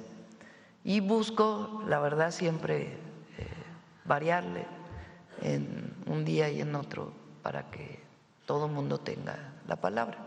Hay veces que se sientan muy atrás, adelante. Antes eran los que llegaban más temprano y se sentaban adelante y había una tómbola. Les pregunté, ¿prefieren que no haya tómbola? Y todos dijeron, sí. Entonces, pues, buscamos que haya pluralidad en las preguntas. Gracias, Presidenta. Hace unos días… Por cierto que hubo unos que se enojaron un montón con lo que dije ayer. Sí, oye.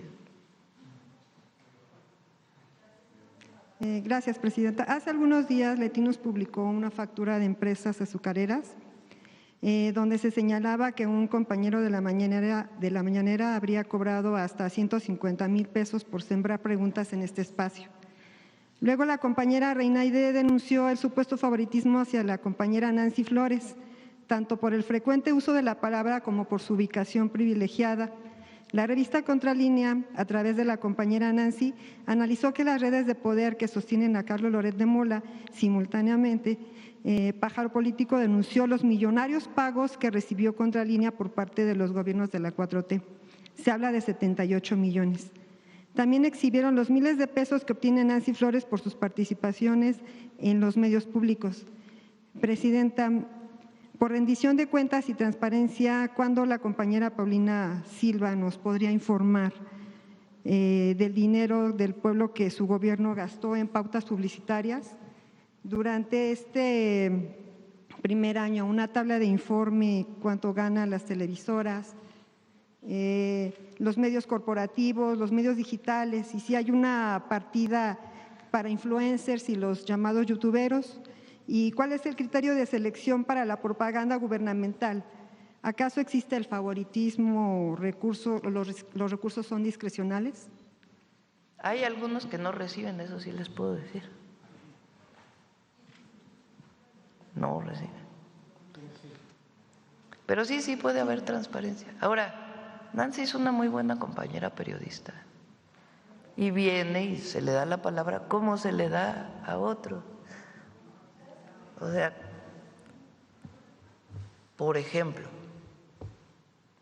¿quiénes preguntan normalmente que no coinciden con nuestros puntos de vista? Reforma. A la compañera de Reforma le damos muchísimas veces la palabra.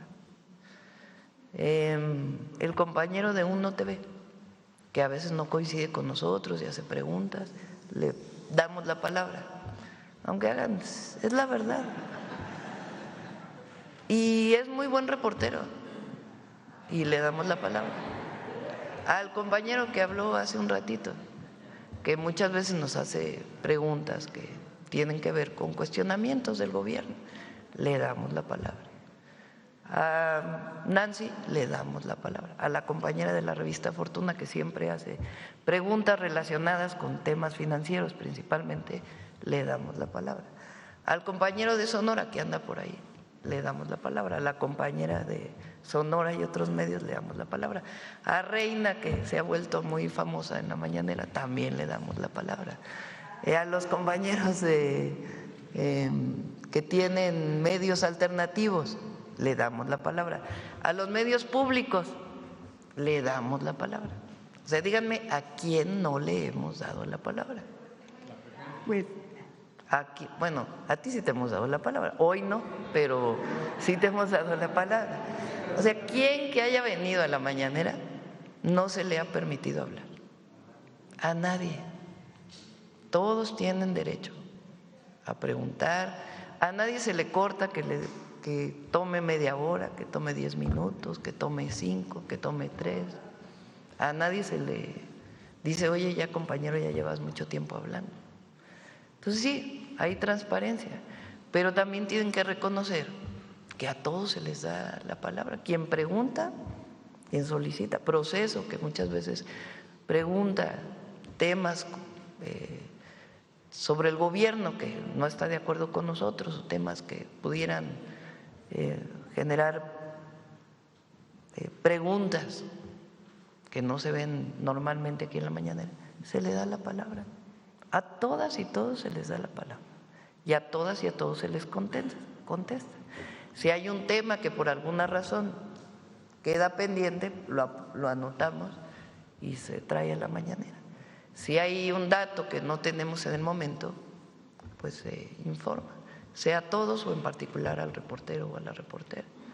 Entonces, así que digan qué parcialidad hay, pues no, la verdad. Y tampoco creo, porque hay compañeros de los medios alternativos que nos cuestionan mucho temas, mucho.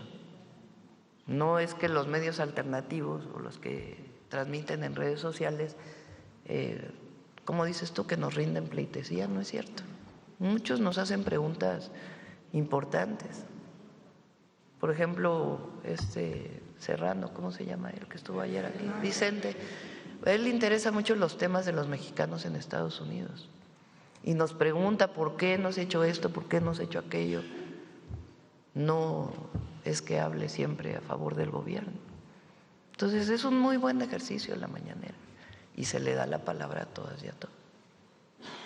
Gracias, presidenta. Ahora, nada que ver con los 8,000 millones de pesos que se destinaban o los 10,000 millones de pesos que se destinaban en la época de Peña. No, pues no. Okay. Gracias. Presidenta, su gobierno adjudicó el contrato faltante para completar el tren que irá de Saltillo a Nuevo Laredo. Espero no equivocarme, pero, presidenta, nombrar el tren Ciudad de México-Nuevo Laredo como el tren del Golfo de México fue una de sus respuestas al presidente Donald Trump cuando se le ocurrió nombrar Golfo de América a nuestro Golfo. En su informe usted le propuso en el Zócalo los antiguos trenes de esa ruta se llamaban Águila Azteca y el Regiomontano. ¿Por qué nombrar a un tren con la palabra Golfo cuando no tiene conexión con el Golfo de México? Pues está en el occidente, si no están de acuerdo lo ponemos a votación otra vez, no pasa nada. ¿Por qué no preguntó en sus recientes informes de gobierno por los estados del norte si en Coahuila, Nuevo León y Tamaulipas querían que así se llamara? Los ciudadanos del noreste no tienen voz ni voto en este asunto. Con todo respeto, así fue. Hasta tú te estás riendo de la pregunta. No, es que me causó risa. Podemos hacer una consulta para ver cómo se llaman los trenes. Ok. Gracias, presidente. Sería todo. A ver, ¿quién más? La compañera que no pregunta. Vamos a ver. Mireya Cuellar, de la Jornada Baja California. Presidenta, voy a ir a los temas de Baja California. Una pregunta que nos hacemos los bajacalifornianos, agradecemos las obras de infraestructura que se están haciendo en la entidad, pero es en el sentido, por ejemplo, de por qué se va a construir una desaladora, mientras, tenemos necesidad de agua, pero por otro lado, toda el agua que se va a procesar en una planta de tratamiento que está terminando el Ejército se va a tirar al mar. O sea, ya procesada se va a tirar al mar. Algunos especialistas del Colegio de la Frontera Norte dicen que es mucho más barato esa agua que ya está procesada, reusarla, o sea, generar la infraestructura, en lugar de construir una planta desaladora por el impacto ecológico que tiene, y sabemos, que en Estados Unidos, por ejemplo, o California, no se pueden construir plantas desaladoras, y que además, por ejemplo, sería también más barato revisar toda la infraestructura de distribución de agua en la ciudad de Tijuana, porque más o menos un 30% del agua que llega, que sabemos que cuesta mucho porque viene del río Colorado, se tiene que poner en este acueducto desde Mexicali hasta Tijuana, atravesar la Rumorosa, y sin embargo esta agua después, cuando se distribuye en la ciudad, se pierde porque el sistema de distribución es muy deficiente.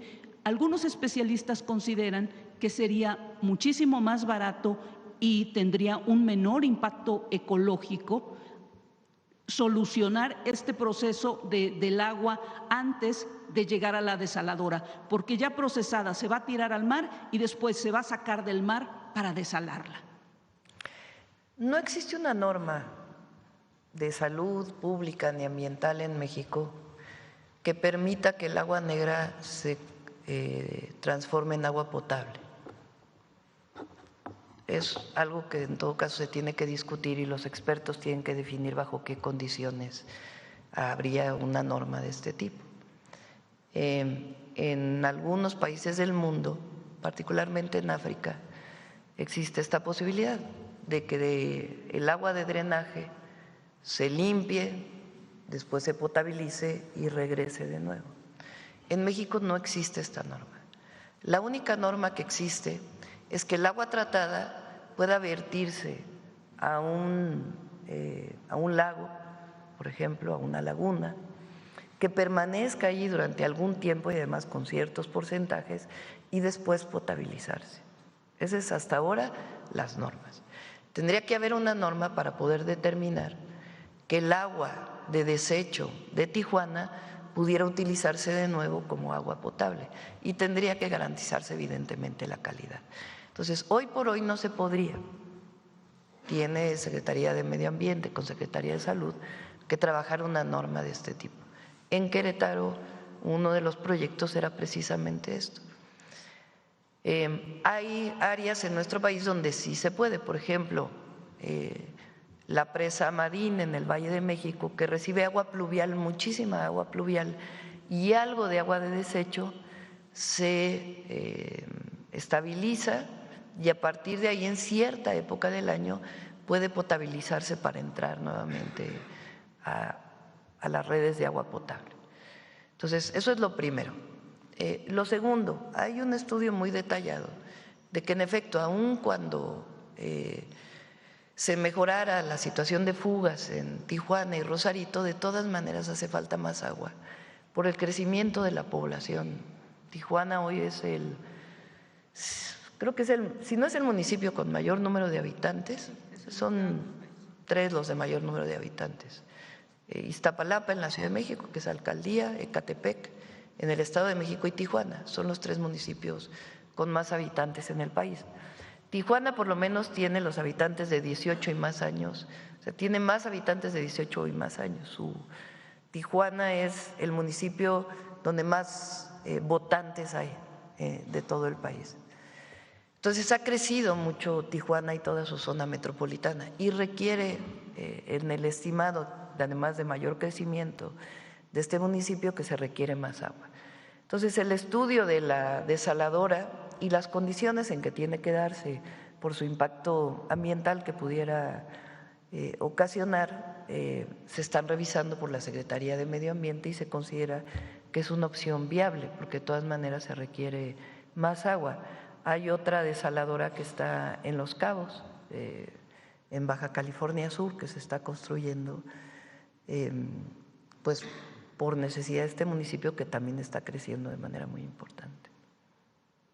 Y, Presidenta, con otro tema que también tiene un poco que ver con el tema del agua, el Distrito de Riego 014 del Valle de Mexicali y Río Colorado es el único del país que, bueno, no firmó el Plan Hídrico Nacional. Ha habido ahí un proceso para consensar y convencer a los productores, pero bueno, en Baja California y particularmente en este distrito hay un problema con la venta de agua. Hay un banco de agua que entiendo que tiene cierto respaldo jurídico, ¿no?, que es el que controla, y ahora, bueno, el agua se le vende al municipio de Tijuana. Por ejemplo, Tijuana cada cuando empieza el otoño, ahorita a partir del 1 de octubre ya agotó la cantidad de agua a la que tiene derecho por los acuerdos del Río Colorado y tiene que comprar el agua al distrito de riego.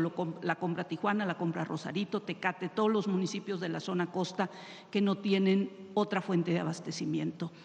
¿Qué va a pasar aquí en el distrito, con este distrito? ¿Hay algún avance en la negociación? Eso tiene que ver, bueno, primero se sigue trabajando con ellos en la idea de tecnificar el distrito y que el agua que no se utilice, que tiene concesionado el distrito de riego, se regrese a la Conagua o al Banco de Agua Nacional. A partir del cambio a la ley ya no se van a poder transmitir estos derechos, ya no va a poder haber esta venta. Esa es una de las propuestas que enviamos con las modificaciones a la Ley de Aguas Nacionales. Presidenta, o sea, tiene que regresarse a la Conagua. El agua que no se use ya no se va a poder vender, comercializar directamente, sino que tiene que regresarse a la Conagua, para que en todo caso se le concesione durante una época del año, pues directamente a los municipios. Presidenta, hay una preocupación también de algunos productores y legítima que dicen que el negocio del agua, que es ahora de un sector de productores, podría convertirse en un negocio de la Comisión Nacional del Agua o de algunos funcionarios, no una cuestión institucional. Entonces, bueno, yo le comento esto porque ha habido en el pasado venta, corrupción Y no ha sido solo de los productores, ellos han tenido que hacer negociaciones, acuerdos con algunos funcionarios que tienen o mucho tiempo en la Conagua o mucho tiempo en la Conagua local, ¿no? en el manejo local del agua. Entonces, Eso es justamente lo que ha venido presentando Efraín Morales con Mauricio. Había muchas bases de datos de las concesiones de agua en el país. 3 principales, pero no solo. Al cierre de este año va a haber una sola base de datos totalmente transparente de quién tiene concesionada agua, cuánta agua tiene concesionada y para qué. Obviamente con el resguardo de los datos personales. Esta transparencia y el hacer una sola base de datos pues permite que no haya corrupción y que no se diga te concesiono esta agua sin que esté pagando los derechos que tienen que pagar. La única concesión de agua que no paga derechos es el agua de riego agrícola, por considerarse pues que es necesaria para la alimentación. Todos los demás, incluidos los municipios que tienen concesionada agua, pagan agua por su concesión. Los industriales pagan la concesión del agua. Lo que nos parece injusto es que si estás recibiendo agua de la nación y no pagas derechos, tú lo vendas para beneficio de algunos. Eso es lo que desde nuestra perspectiva no está bien. Si no usas esa agua que tienes concesionada para riego, pues regrésala al Banco de Aguas Nacionales y de manera transparente se concesiona al municipio que la va a consumir y que pague los derechos que corresponden. Y, Presidenta, yo quisiera ir, perdón a los compañeros porque son los temas de Baja California y alguno particularmente, por ejemplo, de Tijuana, un tema muy importante. En la última parte de la administración del presidente Peña, Banobras le dio al municipio de Tijuana 1.600 millones de pesos para construir a fondo perdido un sistema de transporte que le llamaron el Sistema Integral de Transporte de Tijuana, que era, la idea original era una especie de metrobús por las principales vialidades de la ciudad. Bueno, hubo ahí muchas historias de corrupción. Finalmente, el municipio no canceló este proyecto, aunque están ahí vandalizadas estaciones que costaron millones de pesos, puentes, ¿no?, que no se usan para nada, porque el proyecto fue un fracaso. Como hubo mucha corrupción, se generó un diseño no por donde debería pasar, sino por donde los transportistas y algunos miembros del municipio decidieron que debía pasar, porque aquí el municipio cada año le iba a dar dinero, estos negocios privados con recursos públicos le iba a garantizar a las empresas cierta cantidad de personas que iban a transportar por la ciudad.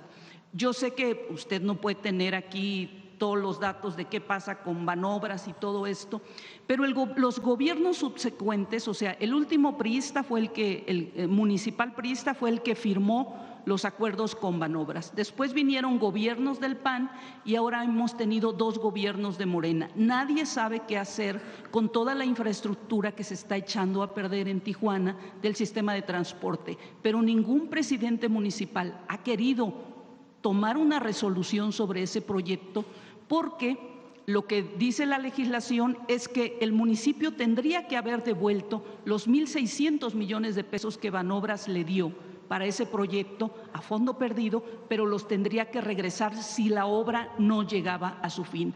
La obra no se hizo, no hay este sistema de transporte en Tijuana, es muy malo el transporte público de la ciudad. Y yo lo pregunto aquí, y me gustaría mucho, yo no vengo siempre, no, pero sí me gustaría mucho que en algún momento Banobras nos pudiera explicar cómo es que esto ha sido posible, y no porque yo quiera que Tijuana le devuelva a Banobras el dinero, pero son recursos públicos, sí, son 1,600 millones de pesos y toda la infraestructura está ahí vandalizada, echándose a perder. En algún momento yo he estado preguntando qué van a hacer con este sistema de transporte a medias que se construyó en Tijuana y no hay una respuesta y por eso la estoy planteando aquí. Sí, pedimos a Banobras que transparente el tema y que podamos dar una solución. Con gusto. Muy bien. 9:23, ¿quién más? Yo creo que ya, ¿no? Ya dimos. Cerramos por hoy. Mujeres en la historia. Vamos, Noemi.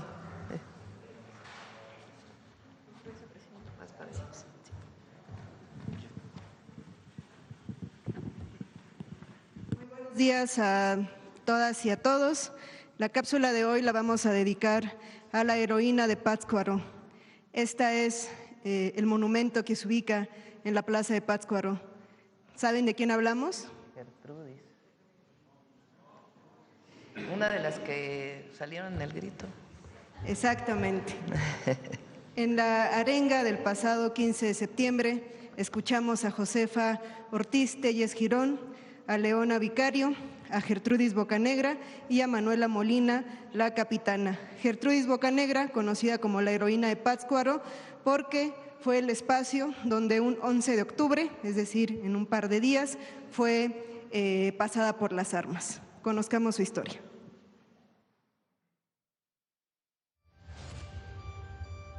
María Gertrudis Bocanegra Mendoza nació el 11 de abril de 1765 en Pátzcuaro, Michoacán. Su padre, Pedro Javier Bocanegra, era un comerciante español y su madre, María Feliciana Mendoza, una mestiza descendiente de un cacique indígena. Su familia ocupaba una posición media en la sociedad colonial, por lo que Gertrudis tuvo acceso a una educación elemental. A los 19 años, y a pesar de la oposición de su padre, contrajo matrimonio con Pedro Advíncula de la Vega y Lazo, un miliciano mulato. En 1810, cuando estalló la Guerra de Independencia, la familia de Gertrudis apoyó de inmediato la causa insurgente.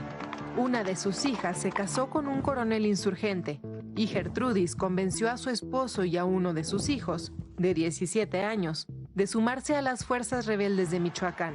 Sin embargo, ambos morirían en la batalla de Puente de Calderón, en la que Miguel Hidalgo fue derrotado el 17 de enero de 1811.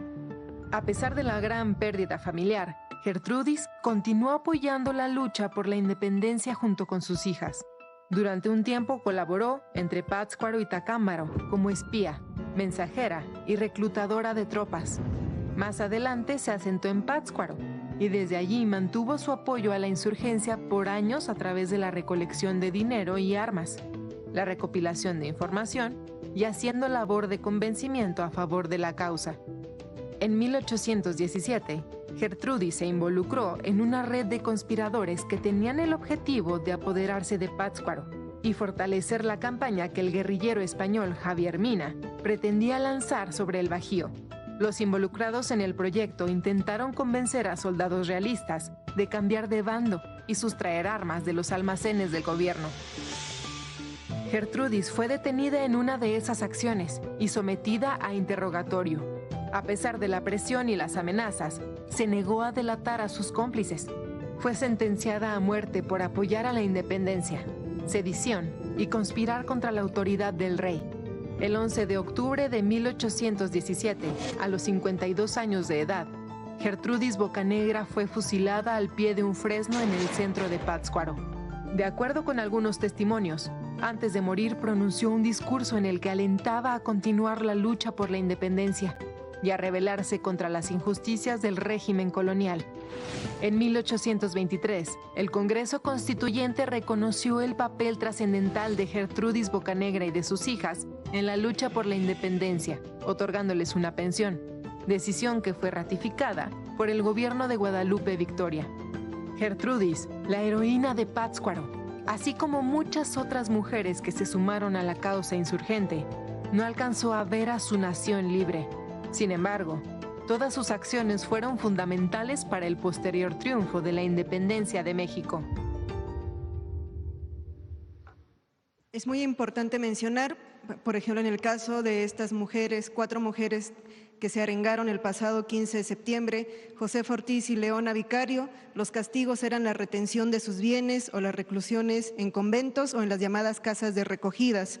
Manuela Molina, la capitana, murió a causa de las heridas generadas en guerra, pero hubo mujeres como Gertrudis Bocanegra, Carmen Camacho, que fueron pasadas por las armas y además de todo fueron eventos públicos a manera de escarmiento para el resto de las mujeres. Es decir, también estamos hablando pues de una violencia física, simbólica, donde le decía a las mujeres, este va a ser tu destino si sigues en la insurgencia. Recordemos que en el caso de Carmen Camacho además se le colgó este cartelón anunciando su delito, que según su juicio decía, por adicción a la insurgencia. Por adicta a la insurgencia, también era una manera pues de mostrar el destino de las mujeres que se incorporaban a la condición de ser mujer. Recordemos que también las atraviesa otras condiciones, como ser indígenas, afrodescendientes, migrantes, y los destinos determinaban mucho pues su condición social en ese momento. Y bueno, en el caso de mujeres como Gertrudis o de la propia Carmen Camacho, pues esta condición social no las libró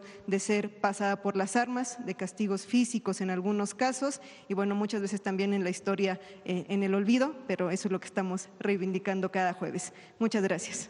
Gracias, buen día.